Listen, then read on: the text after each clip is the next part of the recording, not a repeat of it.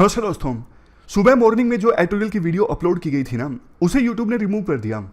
सुबह एक issue raise किया गया था कि पिछले 11 दिनों में कोटा में 3 बच्चों के सुसाइड हो चुके हैं। दूर दराज के गांव से, शहरों से, कस्बों से बच्चे आते हैं उम्मीदों का बोझ लेके। पेरेंट्स का, समाज का, रिश्तेदारों का जो उम्मीदों का बोझ है ना, बच्चों के सर पे बढ़ता जाता है। अब देखो, गांव से कोई बच्चा आया जो अपने गांव में तो श्रेष्ठ था, उसके सबसे बेस्ट मार्क्स आए, लेकिन कोटा में तो वो एक कॉमन एस्पायरेंट या फिर यूं कहें अनकॉमन एस्पायरेंट बन के रह जाता है। फ्रैंकनेस नहीं होती, इतने बच्चों की क्लास होती है, टीचर से क्वेश्चन नहीं पूछ पाता, बच्चे पिछड़ जाते हैं। पिछड़ने के कारण होता क्या है, मार्क्स कम आते हैं लेकिन उम्मीदों का बोझ बढ़ता जाता है, तो इसकी वजह से सुसाइड हो जाता है। इसके लिए पूरा सिस्टम दोषी है। जो इकोसिस्टम हमने बनाया है, सरकार ने बनाया है, समाज ने बनाया है, कोचिंग वालों ने बनाया है, सब कुछ दोषी है। तो यूट्यूब ने बोला, ये इशू हमने डिस्कस किया था सुबह, यूट्यूब वालों ने बोला कि आप वीडियो नहीं शेयर कर सकते सुसाइड का। लेकिन अब यूट्यूब वालों को कौन समझाए कि वीडियो नहीं था, ये तो हमारा एजुकेशनल चीज़ है, स्लाइड के ऊपर हम डिस्कस करते हैं। खैर, अपील फाइल की है, वो वीडियो शायद वापस आ जाए, लेकिन अब कल वापस दें, आज वापस दें, उससे अच्छा मुझे लगा कि वो इशू हटा के या मतलब दूसरे ढंग से डिस्कस करके फिर से वीडियो पब्लिश कर देता हूँ, ताकि आपका टाइम वेस्ट ना हो। आप लोग इंतजार कर रहे हैं तो आपका टाइम बेहतर ढंग से यूटिलाइज हो जाए। खैर, आप बताइएगा, ये जो सुसाइड का इशू है, सुबह वाली वीडियो में बहुत ज़्यादा बच्चों ने इस पे काफ़ी बढ़िया कमेंट किया था, कैसे सिस्टम को सुधार सकते हैं और आखिरकार ऐसा क्यों होता है कि एक बच्चे को सुसाइड करना पड़ता है। तो आप कमेंट बॉक्स में बताइए आपकी क्या ओपिनियन है इस इशू के ऊपर। अगस्त 2023 है आज की डेट। इश्यूज काफ़ी हैं डिस्कस करने के लिए। सबसे पहले तो हम आर्टिकल डिस्कस करेंगे आज। इलेक्शन कमिश्नर की अपॉइंटमेंट से संबंधित सुप्रीम कोर्ट का एक इंपॉर्टेंट वर्डिक्ट आया था, बट उसे रिप्लेस करने के लिए सरकार ने पार्लियामेंट में जो बिल इंट्रोड्यूस किया है वो सही नहीं है। पूरा इशू एनालाइज करेंगे क्या है, हिंदू का ये इशू है। उसके बाद इंडियन एक्सप्रेस के 2 आर्टिकल्स, एक तो फर्टिलाइजर से संबंधित बेसिक्स के साथ आर्टिकल डिस्कस करेंगे, और लास्ट में सुप्रीम कोर्ट, हाई कोर्ट के द्वारा जो बहुत ज़्यादा छुट्टियां की जाती हैं, इससे संबंधित इशू है। चलिए डिस्कशन स्टार्ट करते हैं। आज के डिस्कशन का फर्स्ट जो इंपॉर्टेंट आर्टिकल है वो इलेक्शन कमिश्नर्स की अपॉइंटमेंट से संबंधित है, और आप जीएस पेपर सेकंड के इस टॉपिक से आर्टिकल को रिलेट कर सकते हो। बैकग्राउंड की बात पहले करते हैं। देखो, 2019 के जब इलेक्शंस कंडक्ट हुए थे ना, तो उस समय इलेक्शन कमीशन की निष्पक्षता पर काफ़ी सवाल उठे थे। एक तो ये आरोप लगा था इलेक्शन कमीशन के ऊपर कि उन्होंने इलेक्शंस को इस प्रकार से शेड्यूल करवाया है कि रूलिंग पार्टी को फ़ायदा हुआ है। इलेक्शंस की अनाउंसमेंट में डिले हुआ ताकि रूलिंग पार्टी जो है वो और ज़्यादा प्रोजेक्ट्स का इनाग्रेशन कर सके। इवन इलेक्शन से पहले जो मॉडल कोड ऑफ कंडक्ट लागू होती हैं निष्पक्ष ढंग से इलेक्शंस कंडक्ट करवाने के लिए, उस मॉडल कोड ऑफ कंडक्ट को भी पूरी निष्पक्षता के साथ इंप्लीमेंट नहीं किया गया। रूलिंग पार्टी को रियायत दी गई। काफ़ी सारे आर्टिकल्स उस समय छपे थे कि इलेक्शन कमीशन ऑटोनोमस होकर काम नहीं कर पाता, क्योंकि इलेक्शन कमीशन में जो इलेक्शन कमिश्नर्स होते हैं ना, उनकी अपॉइंटमेंट कौन करता है? उनकी अपॉइंटमेंट की जाती है प्राइम मिनिस्टर, और उनकी कैबिनेट रेकमेंड करती है और प्रेसिडेंट के द्वारा उनको अपॉइंट किया जाता है। अब देखो, वो इलेक्शन कमिश्नर्स जिनको चूज किया गया है सरकार के द्वारा, वो देखो संभावना हो सकती है कि सरकार का एहसान उतारने की कोशिश करें, सरकार के पक्ष में काम करके। अगर देखो वो इंडिपेंडेंट होके भी काम करें तो भी मतलब जनता में ये भावना आ जाती है कि इलेक्शन कमीशन निष्पक्ष नहीं है, क्योंकि इनको सरकार ने चुना है, इसलिए सरकार के लिए काम करेंगे।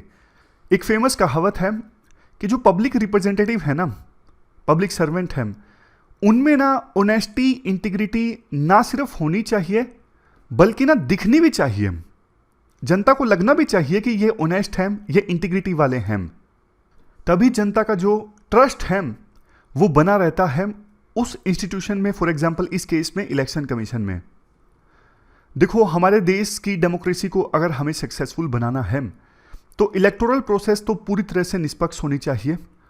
एक सर्वे हुआ था, गालप वर्ल्ड पोल, इसमें देखो जनता से पूछा गया था कितनों को लगता है कि इलेक्शंस फेयर मैनर में हुए हैं। सिर्फ 50% वोटर्स ने अपना भरोसा जताया इलेक्शंस की ऑनेस्टी में। यूएस में तो ये आंकड़ा सिर्फ 40% है। यूएस में सिर्फ 40% वोटर्स को लगता है कि elections fair and transparent manner में कंडक्ट हुए हैं। इसके बाद आर्टिकल में कहा जाता है, देखो पास्ट में ना काफ़ी सारी जो कमेटीज आई इलेक्टोरल रिफॉर्म से संबंधित, उनमें से कुछ कमेटीज ने ये रिकमेंड किया है, अगर हमें इलेक्शन कमीशन की इंडिपेंडेंस और ऑटोनॉमी को बरकरार रखना है ना, तो जो इलेक्शन कमिश्नर्स की अपॉइंटमेंट होती है वो इंडिपेंडेंट ढंग से सिलेक्शन कमेटी के द्वारा की जाए, ना कि सरकार के द्वारा।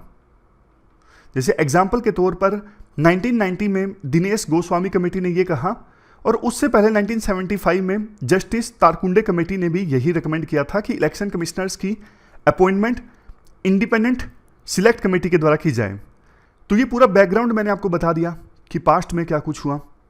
अब देखो कुछ दिनों पहले ना एक फैसला आया था सुप्रीम कोर्ट की 5 जजों की एक कॉन्स्टिट्यूशनल बेंच का।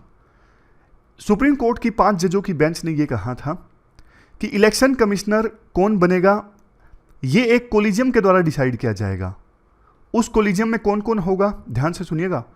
उस कोलिजियम में प्रधानमंत्री होंगे, उस कोलिजियम में चीफ जस्टिस ऑफ इंडिया होंगे, उस कोलिजियम में लीडर ऑफ अपोजिशन होंगे लोकसभा में।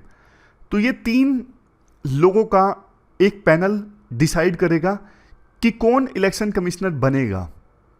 ये सुप्रीम कोर्ट ने जजमेंट में कहा था। सुप्रीम कोर्ट ने साथ में ये भी कहा कि देखो ये जो चीज़ है ना, जो हमने ऑर्डर दिया है तब तक लागू रहेगा जब तक पार्लियामेंट इस मुद्दे पर कानून नहीं बना देती। देखो वैसे सुप्रीम कोर्ट का जजमेंट अच्छा था। क्यों?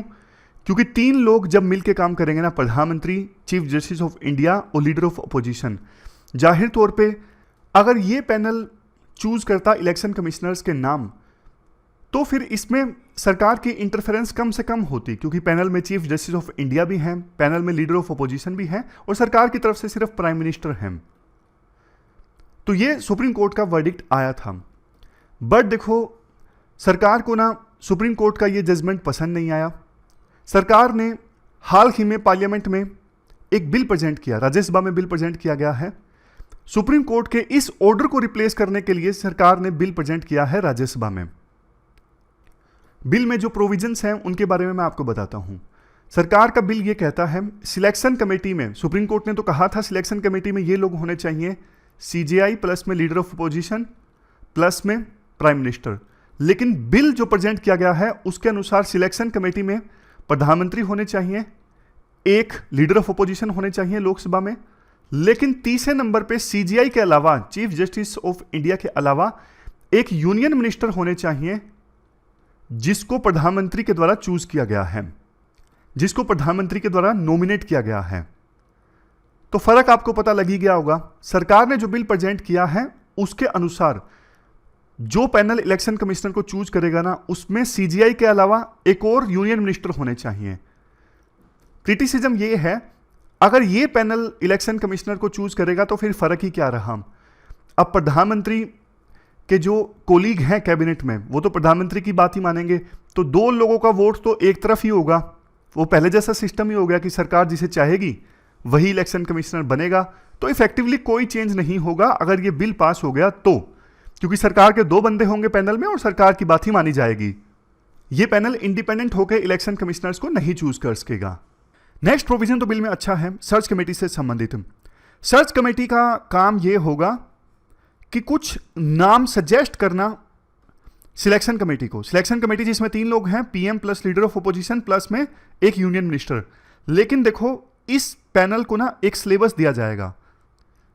जैसे यूपीएससी ने हमें सिलेबस नहीं दिया, सीसेट में कुछ भी मुश्किल पूछ लिया, वैसा नहीं। इस सिलेक्शन कमेटी को 5 नाम दिए जाएंगे सर्च कमेटी के द्वारा कि आप 5 में से एक चूज कर लो जो आपको इलेक्शन कमिश्नर के पद पर अपॉइंट करना है। और इस सर्च कमेटी में कौन कौन होगा? जो नाम शॉर्टलिस्ट करेगा, मतलब 5 नाम लेकर आएगा सिलेक्शन कमेटी के पास। इस सर्च कमेटी में देखो एक तो कैबिनेट सेक्रेटरी होंगे, कैबिनेट सेक्रेटरी इस सर्च कमेटी के हेड होंगे। इसके अलावा 2 और मेंबर होंगे जो सेक्रेटरी टू गवर्नमेंट, ये जो पोस्ट होती है सेक्रेटरी वाली, इस पोस्ट या फिर इससे बड़े लेवल के अधिकारी होंगे। 2 और मेंबर होंगे इस सर्च कमेटी में। टोटल 3 मेंबर होंगे और ये कमेटी हेड की जाएगी कैबिनेट सेक्रेटरी के द्वारा। सर्च कमेटी का काम कितना? यही कि 5 नाम जो है शॉर्टलिस्ट करके देना सिलेक्शन कमेटी को, और 5 में से एक चूज किया जाएगा सिलेक्शन कमेटी के द्वारा। Qualification of chief election commissioner and election commissioner से संबंधित है नेक्स्ट प्रोविजन बिल में। पहले ना इलेक्शन कमिश्नर की क्वालिफिकेशन के बारे में कुछ भी नहीं बोला गया था 1991 के एक्ट में, बट अब ये बोला गया है कि चीफ इलेक्शन कमिश्नर और इलेक्शन कमिश्नर ये सेक्रेटरी टू सेंट्रल गवर्नमेंट जो पोस्ट है ना, इससे नीचे की रैंक के अधिकारी नहीं हो सकते। इस रैंक से ऊपर के अधिकारी होंगे या फिर इक्विवेलेंट अधिकारी होंगे, वही इलेक्शन कमिश्नर बन सकते हैं, अदरवाइज नहीं।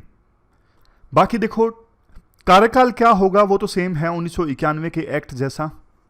कार्यकाल होगा 6 साल या फिर 65 ईयर्स एज, जो भी जल्दी अचीव हो जाए तो कार्यकाल खत्म हो जाएगा इलेक्शन कमिश्नर का। यही प्रोविजन पहले था, यही प्रोविजन सेम रखा गया है। लेकिन एक और चीज इंपॉर्टेंट है, रिमूवल एंड रेजिग्नेशन। देखो पहले क्या प्रोविजन था 1991 के एक्ट के अनुसार, सिर्फ ना चीफ इलेक्शन कमिश्नर को रिमूव किया जा सकता था एज ए सेम मेथड जैसे सुप्रीम कोर्ट के किसी जज को रिमूव किया जा सकता था इंपीचमेंट की सहायता से, मतलब।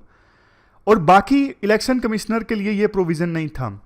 बट अब नए बिल में यह प्रोविजन किया गया है कि बाकी इलेक्शन कमिश्नर को भी सेम मैनर में हटाया जा सकता है, रिमूव किया जा सकता है, जैसे कि सुप्रीम कोर्ट के जज को किया जाता है। तो मतलब अब बराबरी लेकर आ गया है नया बिल चीफ इलेक्शन कमिश्नर और इलेक्शन कमिश्नर के बीच में। पहले चीफ इलेक्शन कमिश्नर को रिमूवल के मामले में स्पेशल ट्रीटमेंट थी, लेकिन अब इलेक्शन कमिश्नर को रिमूव करने का मेथड और चीफ इलेक्शन कमिश्नर को रिमूव करने का मेथड सेम हो जाएगा। क्या होगा मेथड? जैसे सुप्रीम कोर्ट के जज को रिमूव किया जा सकता है वही मैनर में, उसी प्रकार से किसी इलेक्शन कमिश्नर को भी रिमूव किया जा सकता है। पहले प्रोविजन सिर्फ चीफ इलेक्शन कमिश्नर के लिए था, अब सभी के लिए है, दूसरे इलेक्शन कमिश्नर के लिए भी यही प्रोविजन। देखो ये सारे प्रोविजंस तो हमने बिल के डिस्कस कर लिए। अब बिल का ना काफी क्रिटिसिज्म भी हो रहा है। बिल अच्छा क्यों है पहले वो मैं आपको बता देता हूं। बिल अच्छा देखो इस वजह से है कि क्वालिफिकेशन अब बता दी गई है चीफ इलेक्शन कमिश्नर और इलेक्शन कमिश्नर की क्या हो सकती है। और जो पहले डिस्पैरिटी थी चीफ इलेक्शन कमिश्नर के रिमूवल में और इलेक्शन कमिश्नर के रिमूवल में, वो ठीक की गई है। इसके अलावा सर्च कमेटी का प्रोविजन भी अच्छा है। लेकिन क्रिटिसिज्म की बात करते हैं। देखो सुप्रीम कोर्ट की जजमेंट को अंडरमाइन करने वाला है ये बिल। सुप्रीम कोर्ट एक प्रकार से इलेक्शन कमिश्नर्स की अपॉइंटमेंट को इंडिपेंडेंट बनाना चाहता था, लेकिन वो नहीं हो उसका, क्योंकि अब जो पैनल डिसाइड करेगा उस पैनल में 2 मेंबर तो सरकार के ही होंगे। दूसरा देखो ये देखो सर्च कमेटी में बोला तो गया है सर्च कमेटी नाम ढूंढ के देगी सिलेक्शन कमेटी को, लेकिन सिलेक्शन कमेटी जो है कोई जरूरी नहीं कि सर्च कमेटी के द्वारा ढूंढे हुए नाम को ही चूज करें। मान लीजिए 5 नाम दे दिए सर्च कमेटी ने सिलेक्शन कमेटी को, तो सिलेक्शन कमेटी को जरूरी नहीं इन 5 में से ही एक को चूज करेगी। ये भी क्रिटिसिज्म है। बाहर के पर्सन को भी इलेक्शन कमिश्नर के तौर पे अपॉइंट किया जा सकता है सिलेक्शन कमेटी के द्वारा। जैसे यूपीएससी बाहर के क्वेश्चन पूछ लेती है ना, वैसे ही सिलेक्शन कमेटी भी बाहर के मेंबर को भी जगह दे सकती है। राइटर कहते हैं स्वीडन का ना एक इंडिपेंडेंट वी डैम इंस्टीट्यूट है, इसने ना इंडिया को इलेक्टोरल ऑटोक्रेसी कहा था। सवाल उठाए थे कि इंडिया में इलेक्शन कमीशन ऑफ इंडिया जो है वो ऑटोनमस ढंग से काम नहीं करता। देखो वैसे भारत में जो इलेक्शन प्रोसेस है ना वो एक इंस्पायरेशन के तौर पे है। बहुत सारे पुअर और लोअर मिडिल इनकम कंट्रीज जो हैं, मिडिल इनकम कंट्रीज हैं, उनके लिए इंडिया में डेमोक्रेसी किस प्रकार से सर्वाइव की है वो एक इंस्पायरेशन है। तो हमारे देश में इलेक्शन कमीशन की निष्पक्षता पर किसी प्रकार से कोई सवाल नहीं उठना चाहिए। ये डेमोक्रेसी को मजबूत रखने के लिए बहुत ज़रूरी है और ये जो बिल है बिल में सुधार होने चाहिए, ऐसा राइटर सजेस्ट करते हैं। इसके बाद नेक्स्ट आर्टिकल फर्टिलाइजर से संबंधित है और आप जीएस पेपर 3 में एग्रीकल्चर टॉपिक से इस आर्टिकल को रिलेट कर सकते हो। बेसिक्स की बात हम पहले करते हैं। देखो फर्टिलाइजर सिंपल भाषा में बोले तो वो ऑर्गेनिक या फिर इनऑर्गेनिक सब्सटेंस होता है जो प्लांट को ग्रो करने में मदद करता है, प्लांट को बड़ा होने में मदद करता है। मदद कैसे करता है? एक या फिर एक से अधिक न्यूट्रिएंट्स प्रोवाइड करके। फर्टिलाइजर देखो आर्टिफिशियल भी हो सकता है और नेचुरल भी हो सकता है। जैसे देखो मैन्योर यानी खाद जो है वो नेचुरल फर्टिलाइजर है और यूरिया क्या है? यूरिया आर्टिफिशियल फर्टिलाइजर है। मेनली देखो ये फर्टिलाइजर्स जो होते हैं 6 मैक्रोन्यूट्रिएंट्स और 8 माइक्रोन्यूट्रिएंट्स प्लांट को प्रोवाइड करते हैं ताकि प्लांट्स की जो ग्रोथ है वो अच्छी हो सके। प्राइमरी न्यूट्रिएंट्स कौन कौन से? Nitrogen, phosphorus, potassium, calcium, magnesium, sulphur. और माइक्रो न्यूट्रिएंट्स कौन से? मैक्रो न्यूट्रिएंट्स को देखो वैसे प्राइमरी न्यूट्रिएंट्स भी कहा जाता है और माइक्रो न्यूट्रिएंट्स को सेकेंडरी न्यूट्रिएंट्स भी कहा जाता है। माइक्रो न्यूट्रिएंट्स कौन कौन से? Boron, chlorine, copper, iron, zinc, ये सब। इनमें से देखो सबसे ज़्यादा जो इंपॉर्टेंट न्यूट्रिएंट्स है ना वो हैं NPK। N for nitrogen, P for phosphorus और K फॉर पोटेशियम। क्या क्या काम है इनके? N तो देखो प्लांट की कलर के लिए, हरा रंग के लिए और प्लांट के ग्रोथ के लिए रिस्पॉन्सिबल है। नेक्स्ट फॉस्फोरस सहायता करता है अच्छे फ्रूट्स और फूल प्रोवाइड करने में प्लांट में। पोटेशियम स्ट्रॉन्ग रूट्स के लिए, जड़ों को स्ट्रॉन्ग करता है। लेकिन देखो इनका इस्तेमाल एक निश्चित प्रोपोर्शन में होना चाहिए, तभी सॉइल को फायदा होता है। ऐसा नहीं कि तीनों में से एक का इस्तेमाल तो जम के किया और बाकी दोनों का इस्तेमाल किया ही नहीं। तो रेशो आपस में होनी चाहिए इनकी 4:2:1। अगर नाइट्रोजन 4 यूनिट है तो फॉस्फोरस 2 यूनिट होनी चाहिए और पोटेशियम 1 यूनिट होनी चाहिए।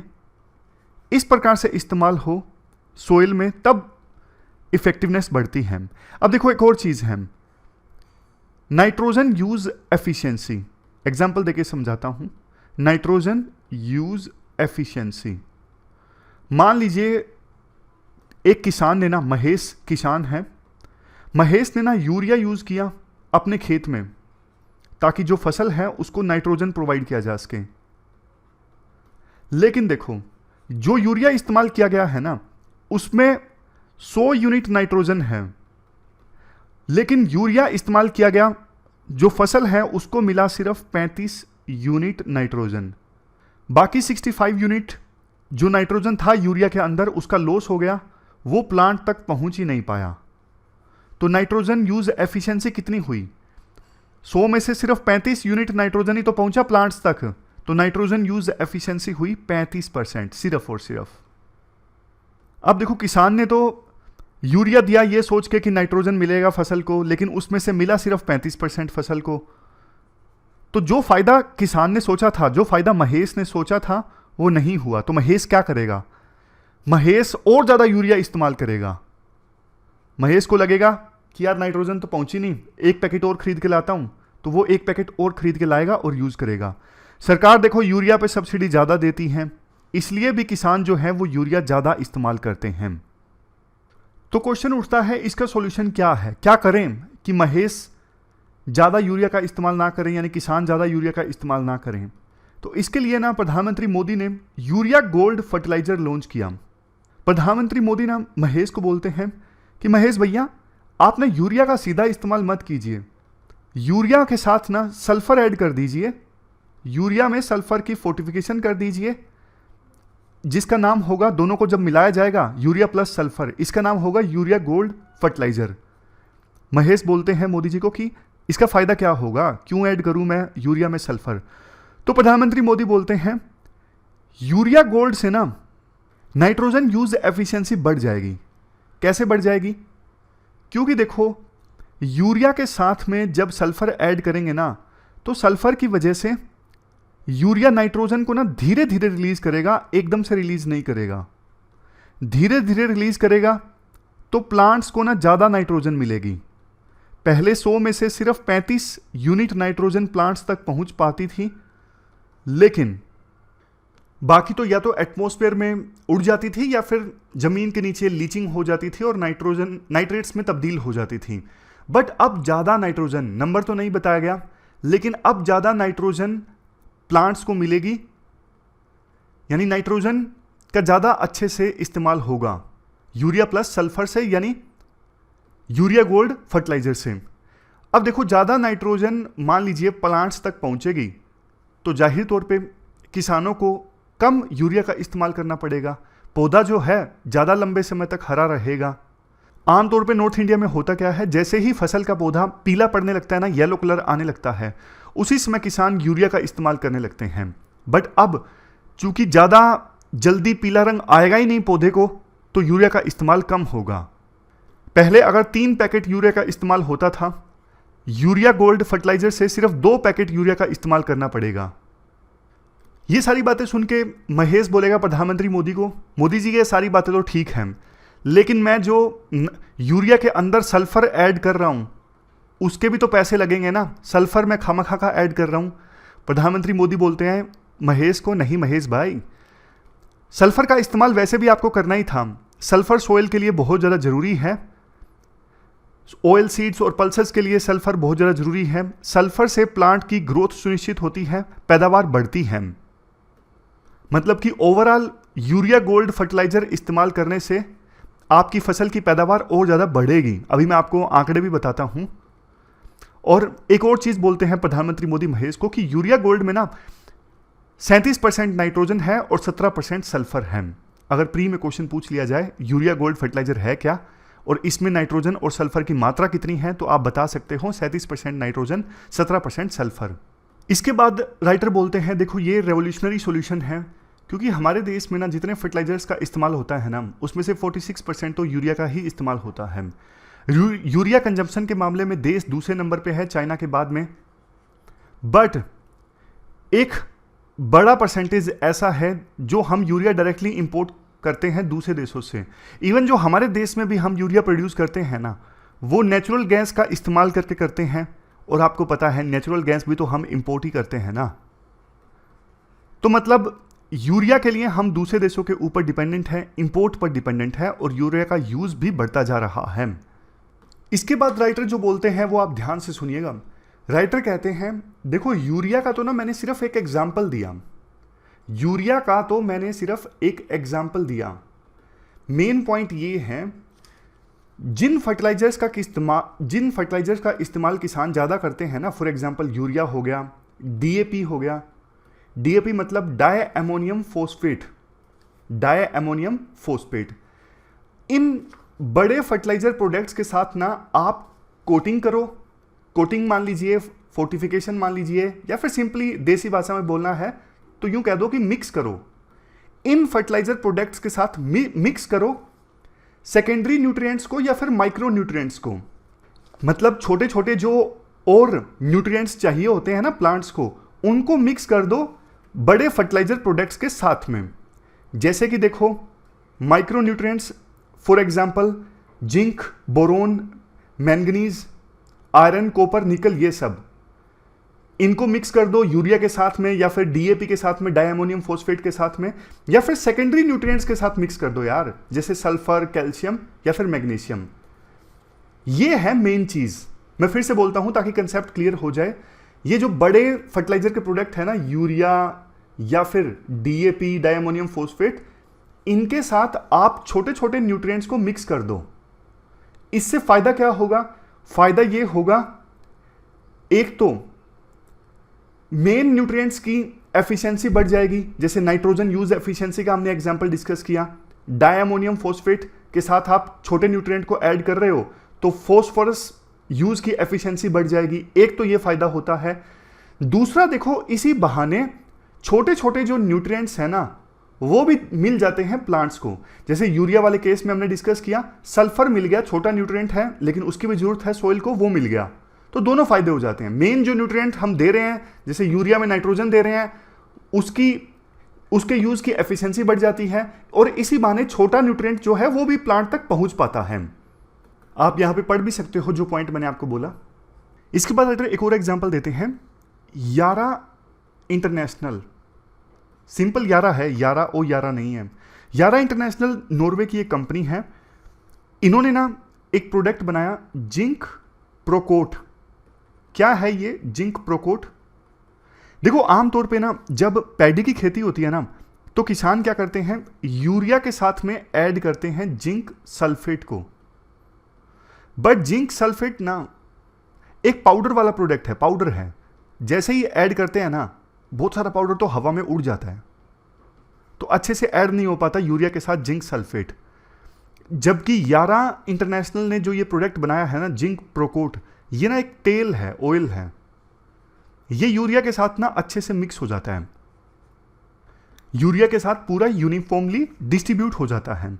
तो इससे भी एक तो जिंक मिल जाता है आसानी से पौधे को, और दूसरा इसके साथ साथ नाइट्रोजन यूज एफिशिएंसी भी इंक्रीज हो जाती है। बट दिक्कत वाली बात पता है क्या है? दिक्कत वाली बात ये है कि सरकार ने ना यूरिया का दाम फिक्स किया हुआ है, कंपनीज को सब्सिडी मिलती है, तो ना कंपनीज के पास में ना कोई मोटिवेशन नहीं है, इंसेंटिव नहीं है इस प्रकार के जो प्रोडक्ट हैं वो बना के, मतलब कंपनी खुद ही यूरिया प्लस में जिंक मिला के, फैक्ट्री लेवल पे ही जिंक मिला के किसानों को बेच दे। ऐसा कोई मोटिवेशन नहीं है, इंसेंटिव नहीं है कंपनीज के पास में। अगर सरकार जो हाईएस्ट प्राइस है, जैसे प्राइस वगैरह फिक्स कर रखा है, उसे थोड़ा सा ओपन कर दे या फिर इंक्रीज कर दे, तो ना कंपनीज को थोड़ा मोटिवेशन मिले, इंसेंटिव मिले। बट अभी उनके पास कोई इंसेंटिव ही नहीं है कि जिसको किसान खेत में मिलाते हैं आपस में, उसको वही फैक्ट्री लेवल पे मिला के दे दे किसानों को, और अच्छे से मिला के दे दे यूनिफॉर्मली, ताकि किसानों को उसका फायदा हो। बड़े जो फर्टिलाइजर के प्रोडक्ट हैं, यूरिया, डीएपी, उसके साथ माइक्रो न्यूट्रिएंट्स को कंपनीज खुद ही मिला के दे दें, ऐसा कुछ उनके पास इंसेंटिव नहीं है। तो सरकार जो है इंसेंटिव का प्रोविजन करे। पॉइंट समझ गए ना? फैक्ट्री लेवल पे कोटिंग होनी चाहिए ताकि किसानों को खेतों में दोनों को आपस में मिक्स ना करना पड़े। और सरकार इसके लिए क्या कर सकती है? एमआरपी को फ्री कर सकती है, एमआरपी फिक्स ना करें। ये क्वेश्चन है जो आपको अटेम्प्ट करना है लास्ट में। Discuss the significance of urea fortification with micro nutrients. Urea के साथ में माइक्रो न्यूट्रिएंट्स या फिर सेकेंडरी न्यूट्रिएंट्स को ऐड करते हैं तो इसकी क्या सिग्निफिकेंस है और कैसे ये इंडियन एग्रीकल्चर में सोइल की डेफिशिएंसी को एड्रेस करता है। और लास्ट में आपको चैलेंजेस भी एनालाइज करने हैं, चैलेंजेस क्या हैं। इसके बाद नेक्स्ट आर्टिकल, सुप्रीम कोर्ट और हाई कोर्ट के जजेस के द्वारा बहुत ज़्यादा छुट्टियां की जाती हैं, इससे केसेस की पेंडेंसी बढ़ती जा रही है। इस इशू से संबंधित है। आप जीएस पेपर सेकंड में फंक्शनिंग ऑफ जुडिशरी नाम का जो टॉपिक है वहां से इस आर्टिकल को रिलेट कर सकते हो। देखो, हाल ही में parliamentary standing committee on personnel public grievance law and justice ने यह बोला कि सुप्रीम कोर्ट और हाई कोर्ट के द्वारा, खास करके हाई कोर्ट के द्वारा इतनी ज़्यादा छुट्टियां की जाती हैं समर में, जिससे लोगों को बहुत ज़्यादा दिक्कत होती है। पहले तो देखो 10 हफ्तों की छुट्टियां की जाती थी, 10 हफ्तों की लगातार समर वैकेशन, इसके अलावा विंटर वैकेशन भी। लेकिन देखो 2013 के बाद से सुप्रीम कोर्ट और हाई कोर्ट के द्वारा 7 हफ्तों की छुट्टियां की जाती हैं एक साथ। अब देखो लगातार 42 दिनों तक मान लीजिए हाई कोर्ट ने काम ही नहीं किया। अब कोई इंपॉर्टेंट केस आ गया, बहुत इंपॉर्टेंट केस होता है किसी पर्सन के लिए, वो हाई कोर्ट में अपील ही नहीं फाइल कर सकता। और इसके अलावा 5 करोड़ केसेस मिला के लोअर कोर्ट्स में, हाई कोर्ट में और सुप्रीम कोर्ट में सभी जगह मिला के 5 करोड़ केसेस पेंडिंग है। लेकिन फिर भी इतनी ज़्यादा छुट्टियां की जाना हाई कोर्ट के द्वारा कहाँ तक उचित है? तो यही कहा पार्लियामेंट्री पैनल ने, ऐसा नहीं होना चाहिए। अगर जजेस को छुट्टियां करनी है तो ऐसा नहीं होना चाहिए कि सारे जज एक ही समय छुट्टियों पर चले गए। 42 दिनों तक हाई कोर्ट ने फंक्शन ही नहीं किया। भाई आप एक एक दो करके चले जाओ ना। 2 जज एक टाइम पे चले गए, वो छुट्टियों से वापस आ गए, फिर 2 जज और चले गए। ऐसा बारी बारी से छुट्टियां कर लो, आप एक साथ छुट्टियों पे क्यों जाते हो? ऐसा पार्लियामेंट्री पैनल ने बोला है। अब देखो यहां पे ना राइटर 2-3 पॉइंट रेज करते हैं। एक तो देखो 2009 में भी लॉ कमीशन ने अपनी 230वीं रिपोर्ट में, जिसका नाम था रिफॉर्म्स इन जुडिशरी, इसमें सजेशन दिया था कि वैकेशन, कोर्ट के वैकेशन का जो टाइम है वो 10-15 दिन कम कर दिया जाए जुडिशरी के हर एक लेवल पे, मतलब लोअर कोर्ट पे, हाई कोर्ट पे, सुप्रीम कोर्ट में। इसके बाद 2000 में अटल बिहारी वाजपेयी गवर्नमेंट ने एक कमेटी गठित की थी, committee on reforms of criminal justice system. उस समय फॉर्मर जज VS Malimath, former chief justice of Karnataka and Kerala high court थे।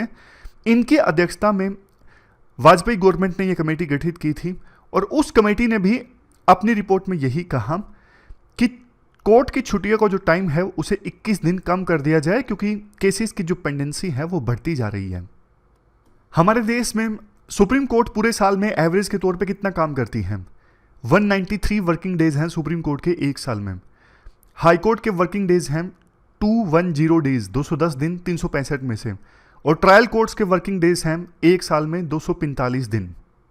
वैसे तो देखो दूसरे देशों को देखें, वहां पे जो उनकी सुप्रीम कोर्ट है यानी एपेक्स कोर्ट है, और भी कम दिनों के लिए काम करती है। जैसे ऑस्ट्रेलिया में सिर्फ 97 डेज के लिए काम करती है सुप्रीम कोर्ट एक साल में। यूनाइटेड किंगडम की जो सुप्रीम कोर्ट है वो 189 डेज के लिए बैठती हैं।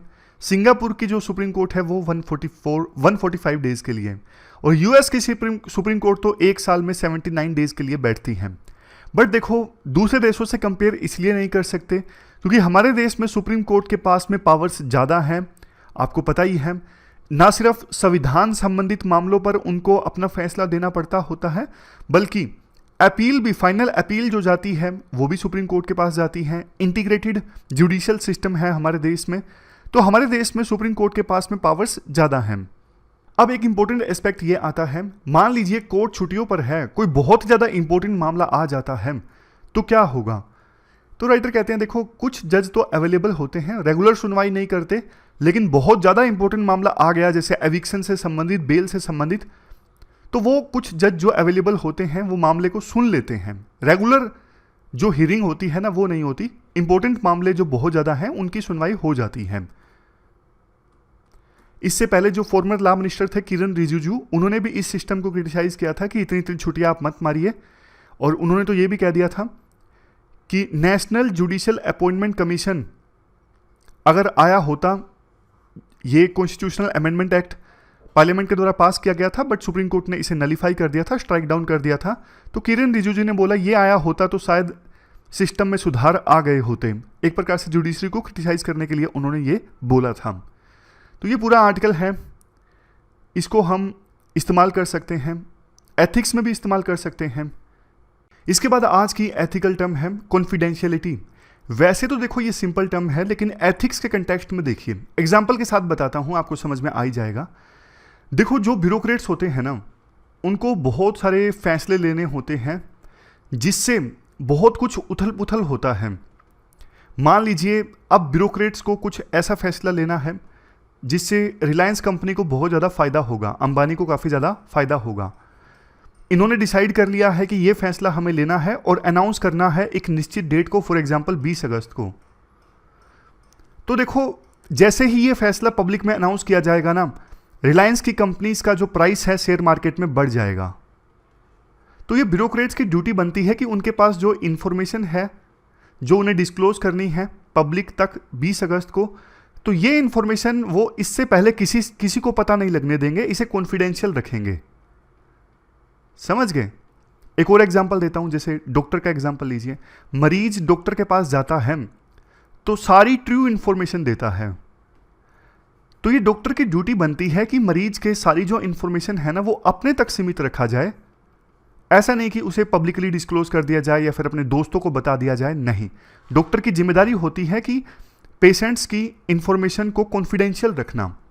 समझ गए?